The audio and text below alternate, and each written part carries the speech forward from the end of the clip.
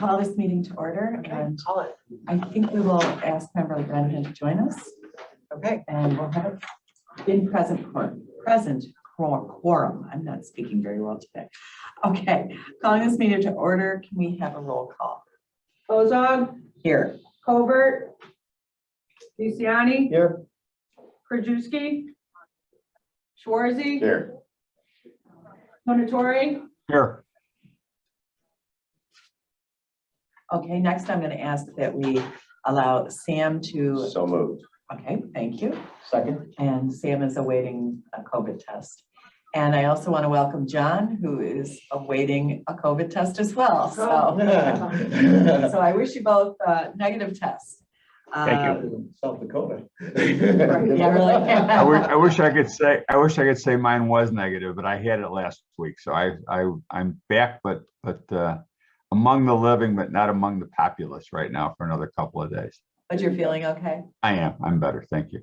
Good. Hi. Thank you. Thank you. Thank you. Member Colbert has joined. Thank you. Any public comment today? Okay, seeing none. I'm going to move to approval of our minutes for Tuesday, August 2nd, 2022. So moved. Second. All in favor? Aye. Aye. All right. Next, staff updates. I'm going to turn it over to John Loper. Thank you, John. Thank you all. I appreciate your patience with me being absent, and I apologize. Just wanted to kind of start off at the high level first, talk a little bit about the Cmap Mobility Recovery Initiative. I added this as a result of the last steering committee being held yesterday through Cmap. And it's important because as the board changes and the leadership at the county changes, we need to keep our eyes kind of focused on what's going to happen at the regional level. One of the things that came out of this is that Cmap is going to be advancing their preliminary mobility recovery recommendations to the Cmap board and policy committee next week. And that in that we will, Chairman Cronin attends those, and we will need to brief him on what Cmap is presenting. Their final recommendations are going to be shared with stakeholders in the counties for comment at the end of October. Ultimately, what will end up happening is that they will then prepare a plan or a document that will go to the General Assembly sometime in 2023 or 2024.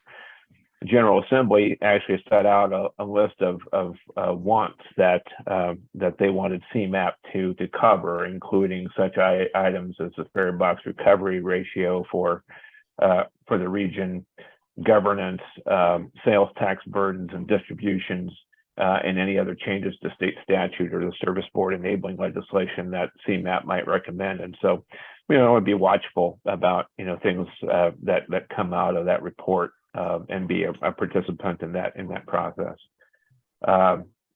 Just a couple of things to note: key recommendations and strategies. These are very high level right now.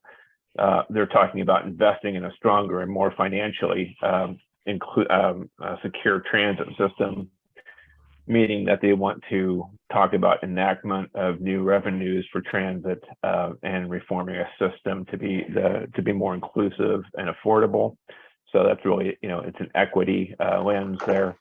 Hard to do some of the things that that are really high level goals and aspirations. While you have state of good repair, affordability, and accessibility issues all on the table at the same time. So it'll be an interesting reconciliation process. Also, one of the other recommendations is to enable expanded travel by safe and active modes, meaning that they want to adopt more broad and complete street goals for the region and build continuity into the bike ped system. And so DuPage has been a leader in that for many years through its Healthy Roads initiative. And but we want to encourage that throughout the rest of the counties as well. And finally, they also have a goal to talk about balancing the benefits and impact of e-commerce and freight activity under that, it's really more, there's also aspirational goals about electrification and autonomous vehicles. So those are kind of the things that came out of the steering committee yesterday. We will keep watch on those and advise the committees going forward into the next year as to what Cmap is proposing regionally. I also wanted to know that Metra has launched its own strategic plan process, which DuPage is a part of. At some point in the near future, DOT will invite Metra to provide more detail about the goals and strategies over the short and medium term. And I know Dimitri is here, I think, today, and he might have a few words about what they're hoping to do. That covers that kind of the broader regional topics. I was hoping to have the committee's approval to move the RTA strategic plan report up in the agenda so that everybody can hear it before they have to go to the next committee. Okay, with the approval of the board of the committee, we're going to next move to the RTA strategic plan. And Kyle Whitehead is here from RTA, and Bianca Diaz is also here. And I'll turn it over to Kyle for his presentation. Thank you, Kyle. Thank you, and thank you all for having me this morning. It is a good transition because several of the issues that John just was discussing in terms of regional opportunities and challenges are the focus of our strategic plan, which I'll talk about today. So I work in policy and government affairs with RTA, started in August, but some of you I'm familiar with from my time with Active Transportation Alliance, where I also worked on policy and government relations for many years. So part of my role right now is doing outreach to inform our strategic plan, which is in the final stages of development. And I know several folks from DuPage have been very active throughout the process. So I will provide a quick update on kind of where things are, and then we'll definitely welcome your input and questions as it relates to our next steps. You can go to the next slide, please. So, we launched this strategic planning process a little over a year ago, and recognized that in a variety of ways it was really unprecedented in terms of the context surrounding this plan, what the transit system had been through and is still going through during the COVID-19 pandemic, the level of disruption and uncertainty that continues to today and into the next few years much encouraged us to try to have a robust outreach and engagement process all around the region to get as much input and ideas on the table as we can to try to chart a path forward for the system. So we started assembling a series of working groups, doing a lot of direct rider engagement in all of the counties, and trying to speak to as many people and as many organizations as possible about what we see as the key challenges for the transit system and how we can get through them. Next slide, please. So a lot of those discussions are focused on what we project to be a significant operating funding deficit. So folks may have seen in the news, we've seen some really encouraging ridership data over the last few months. It continues to trend upward over the 1 million mark in terms of regional transit ridership for the first time since the start of the pandemic just this month. We are seeing work from home numbers continue to track down, which has led to more transit trips throughout the week, especially the middle of the week. We're seeing our highest ridership days on Tuesdays and Wednesdays and Thursdays. Of course, ridership is still not back to where it was pre-pandemic, and we don't expect it to get all the way back over the next few years. Right now, the system is really being sustained because of federal relief dollars that came through in a few different COVID packages earlier in the pandemic. So they have allowed PACE and Metra and CTA to maintain high levels of service throughout this period when ridership and fare revenue have been down. But those We're projecting by the end of 2025, 2026, those federal relief dollars will have been spent down. And then the system will need to make up for that operating deficit with additional funding from the state, federal, or local government. So a big part of our strategic planning has been talking about the financial situation of the system and how we could stabilize it over the long term. Right now, we have a system that is heavily reliant upon fare revenue, which limits the flexibility that Metra and CTA and PACE have to deploy service. Next slide, please. As I mentioned, to tackle these challenges, we have had a robust public and stakeholder engagement process, which DuPage has been active in. We had technical working groups that met over the last several months and provided an opportunity to go in depth on some of these questions. And we have on our website now summaries of discussions and input that we heard from those working groups. We've also been out all around the region, talking directly to transit riders and hosting events and webinars to educate people about the state of the system and try to get input about what's next. Next slide, please. So after all of this outreach, we're now at a point where we have released draft goals for the plan, and we separate those goals into two different lists, which I'm going to show you shortly. The first set of goals we call our advocacy list, and these are longer term goals that are go beyond the control of just the RTA or the service board. So these will need support from the General Assembly, from members of Congress, from other local, regional, state, and federal elected and appointed officials. But we think they're really key in terms of strengthening the transit system over the long term. The second list I'll show you, we're calling the action list. So these are near-term items that are more under the control of RTA, Metra, PACE, and CTA. And we're hoping to narrow down that list, drill down a little further so we can identify some opportunities for 2023 action on these items. So very much want this plan to not just sit on a shelf, but get to work and help us address these challenges right away. Next slide, please. This is the advocacy list. So this is the longer term list that will require support and leadership beyond just RTA and the service boards. Leads off with that operating funding issue, which I referenced earlier, which is connected to point B there, looking at how we fund transit in our region and the extent to which it is reliant upon fare revenue. If we're going to tackle the funding questions, we'll need a broad coalition that recognizes the value of the transit system and is willing to advocate for it and fight for it in terms of funding and reform. And then, the rest of this list gets at how to make transit more reliable and more convenient for people, because as you all know, that very much depends on the local context and how to design a transit system that works well for residents who have a variety of transportation needs. Next slide, please. This is the near-term action list that are more, so these items are more under the control of RTA and the service boards, and these are things we'll be looking to act on right away.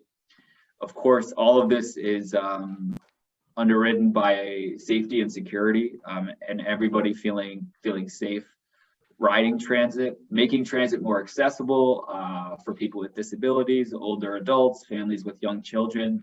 The service boards have made a lot of progress in that area, and we're looking to continue along that road. There's also a good amount of federal and state funding available right now, which we're hoping to continue to tap into to improve accessibility.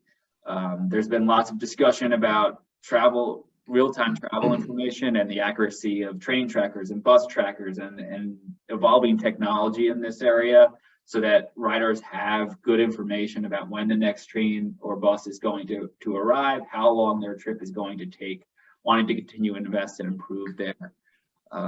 There's even more attention to the climate impacts of the transportation sector overall, and we're looking at that in the transit space. How can we reduce emissions from transit vehicles? How can we get more people riding transit, which we know, is a more sustainable transportation option relative to driving, or certainly driving alone, where those opportunities exist.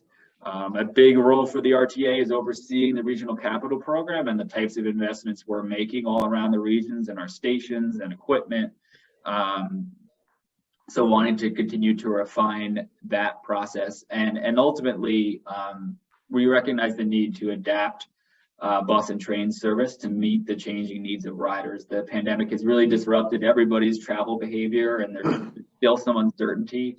We want to make sure that schedules are changing and routes are changing to the extent that they need to change to serve people's current needs. And that's one of the reasons we're looking to have conversations all around the region in terms of what you're seeing, what your employers are seeing, what your residents are seeing in terms of travel and transit, and how we can adapt service to meet those needs. Go to the next slide. So I will pause there and welcome your questions and input. I'll just mention we have a public survey that is live on our website. I can share the link in the chat shortly. We will have a variety of public hearings on our budget and the strategic plan, including one in person in DuPage County. So we'll have more information on that hearing schedule over the next few weeks. We're aiming to release a draft version of the plan in December, and again, we'll welcome public comment at that time. So either now and at some point, or at some point in the future, if you have, or this committee has any thoughts, ideas that you think could be useful for this process, we are all ears. So feel free to reach out to me or Bianca or any of our colleagues, and we'd be happy to set something up. That's it for me, but I welcome any comments or questions. Thank you very much, Kyle. Questions, Member Schwarzy, please. Thank you, Kyle. I don't know if we can go back to that breakdown of, I think it was slide 1 with the breakdown of revenues versus expenditures and the shortfall. Yeah. I just want to make sure I think that's it. Yes. Yeah. So I just want to make sure I understand this, the actual money involved here. So it looks like your operating expense, am I reading that right? That's $4 billion. The total, the yellow operating expense is, that's the projected operating expense for 2026. And I just want to make sure I'm reading, that's at $4 billion. Is that correct? That's correct, just under $4 billion. Okay, so the shortfall, $730 million, is roughly about calculated at around 19%. So that's quite a big amount. So that's right. So what, and maybe this is an unintelligent question, I don't know, but what percentage of your services take place in DuPage County? I don't have that information off the top of my head, but I'd be happy to. You serve Cook, though. You serve Cook. You serve DuPage. You serve multiple counties around the region. That's right. Yeah. Okay. Okay. So obviously, when it comes to DuPage, we're talking Metra, Pace fixed route bus service, Pace paratransit service, as well as like dial-a-ride options that exist in the area. So I don't know percentage-wise, but yeah, that's kind of a summary of the services that we're offering in DuPage County. Thank you very much, Ken. Member Renahan. Kyle, I have a question on fare box recovery. Is it required by law that fare box recovery be a certain percentage of your revenue? Yes, so that's what I was referencing when I was talking about our current funding structure being heavily reliant upon fares. Right now, the law requires at least 50% of revenue for the regional system to be covered by fares, which is quite high relative to peer regions. The General Assembly did pass temporary relief last session, which gave us essentially a 3-year reprieve from the fare box recovery ratio in this period of pandemic disruption. But after that legislation expires, it will snap back to 50% if the General Assembly does not take additional action. So is the RTA actively lobbying to make a change to reduce that from 50%? We don't yet know that. That's one of the questions we're tackling in the context of this plan. I mean, I can tell you based on some of the conversations we've had with stakeholders and the input that we're getting, it's certainly one of the options on the table is to reevaluate and revisit that fare box recovery ratio. But, you know, we're still in the process of refining the plan and the recommendations. So we don't yet have anything official in terms of the agencies and the regions, you know, position on if or when that should change. It was a difficult situation when you have very lofty goals of equity and helping people, and yet a fare box recovery rate that makes it very difficult to achieve those goals. It is definitely limiting. Yeah, no, and that observation that you just offered is something we're hearing consistently from stakeholders who I think are recognizing the disconnect there. And again, if you look at how this is dealt with in other regions, it's typically lower if one exists at all. So having more flexibility to try different service models, particularly that help the highest need communities in the region, really requires revisiting that ratio, which is why it's been a big topic of our discussions so far. Thank you. Any other questions for Kyle? Kyle, thank you very much. A lot to unpack there. I appreciate it. Of course, yeah. Please follow up with any thoughts or questions down the road. Thank you. Next, we have. So we'll go on to the Willowbrook corners. Yes, let's talk about Willowbrook. Update. So this is a perfect example of an equity situation in DuPage County, and near and dear to our hearts, and something that you know, I would stop short of calling a laboratory, but this is really kind of our first testing ground on how we respond to a disadvantaged community and its needs. As Julie well knows, that it's definitely a community in need. So, as we've previously mentioned in our discussions up to date, is that county has recommended two separate mobility approaches in the Willowbrook Corners area: the community van program, number one, and the PACE van pool program, number two. At the August 29th community back to school event, DOT and PACE participated there, where we received a lot of validation from the participating families in support of the options that we presented. We also took down names and contact numbers for potential clients for the PACE van pool. We have reached out to a number of these people, are attempting to follow up to really find out if we can get a PACE van pool interest started and something going. Again, it's difficult sometimes contacting and being present in the community all the time. Additionally, we continue to place calls to a number of transportation providers, third-party providers, that would both operate the community circulator service and administer the pilot. Responses have been lukewarm. The county is exploring setting up a bid process to be handled through procurement, and in that, DOT proposes to utilize the existing PACE money that was accepted and appropriated by Mary Keating's group back in March or April to help fund the pilot.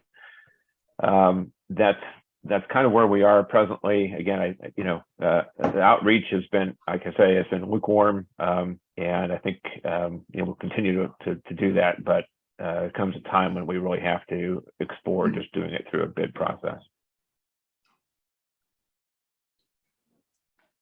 Any questions for John about Willowbrook? Okay. Madam Now, Chair, may I interject? yes, We're about 10 minutes into the development committee meeting already, late, and if just someone can, I texted Paul, but perhaps someone can go next door and just let him know that we're on our way. will be a few more presumably, I don't minutes. know what. the Would you time mind, is. Member Runningham? Thank you. I don't know how long, much longer we're gonna go, but I just don't want people waiting around. Okay, thank you. Sorry, Member Torrentore, More. Chairman Torrentore. Okay, next we'll move to partner reports. If we could do partner reports briefly. We do need to move on to development. Did you say we have Mr. From Metro? We have Chris Rose. Yeah, we have Chris Rose from Chris Pace Rose is here. and Dimitri. Dimitri, okay. Chris? Good morning, everyone. Good morning, Chairwoman Ozak. Good morning, committee. I'll be very brief. We're gearing up for our proposed 2023 budget. We are going to be holding 7 different hearings. 4 will be virtual, 3 will be in person. I want to thank county staff for working with Pace for securing a location at the admin building to hold our hearing for DuPage County. And that will be on Thursday, October 20th. And that will be in person, of course. A couple of other things. We secured an additional agreement with a TNC user to help increase our overall ADA service capacity. And let's see, we're going to be working with DuPage Pads in November to do a virtual career fair. And that's all I have unless there's any questions. Thank you. Any questions for Chris? Thank you so much, Chris. Appreciate it. Thank you. Okay, and next, Metra? Yeah, good morning. I'll be real brief. Dimitri Skofis. So John had asked to give an update on the flat rate passes. That monthly pass program was implemented July 1st. It was recently extended through the end of the year, December 31st. It is a pilot program, so I don't have any information to share because it's relatively new. That data hasn't been shared with our board yet. So I do not have anything to report on that. Next week is our board meeting. This is when our October meeting when we release the proposed 2023 fiscal year program and budget. So a lot of information is going to be in that document, not only about the capital program, but fare structures. And as John alluded to earlier, we are doing a strategic plan. The first one we ever adopted in 2017 was for the years 2018 through 2022. So this next 5-year update will cover 2023 to 2027. And we sent out a survey. We had 3,000 responses. We engaged our partners. So a draft report or draft strategic plan will be released next week at the same board meeting with the budget. So that I will send that information out after the board meeting electronically to the board and to Mr. Loper. Our public hearing for DuPage County, we have one in each county and the city of Chicago, will be Wednesday, November 2nd at the Clarendon Hills Village Hall from 4 to 6 p.m. In-person attendance isn't that strong. The preferred route is email. Our Chicago budget hearing will also be virtual, so people could log on there. We will also be coming out to your county board meeting. I believe it is on November 22nd with Metro Board Member Wes Beckton giving the presentation. So that wraps it up. If you have any questions, you could always email me. I know you're busy right now. And like I said, I'll have probably a lot of information to email out to you next week after our board meeting, the day after or so. Okay? Okay, thank you so much, Demetrius. Does anyone have any questions for Metra? Okay, thank you all for the reports, Chris and Demetrius and John. I'm now going to move for any old business. Member Schwarzy. Thank you. Just real briefly, at our last meeting, I was asking if there were any opportunities for our partners to work with local communities and helping workers who have no transportation get to work, because it's a big part of why I think a lot of employers are short-staffed. And I was able to attend a Carroll Stream Chamber of Commerce roundtable with Christine Rose from Pace, who did a wonderful job speaking about all the programs Pace offers for those needs. And so I just wanted to give her a shout out. Okay. Thank you, Member Schwarzy. Anyone else? Any other old business? Thank you, Chris. Any other old business? Any new business? Okay, hearing none, I'm going to move to adjourn. So moved. Okay, and all in favor? All right. Okay, thank you all so much. Appreciate it.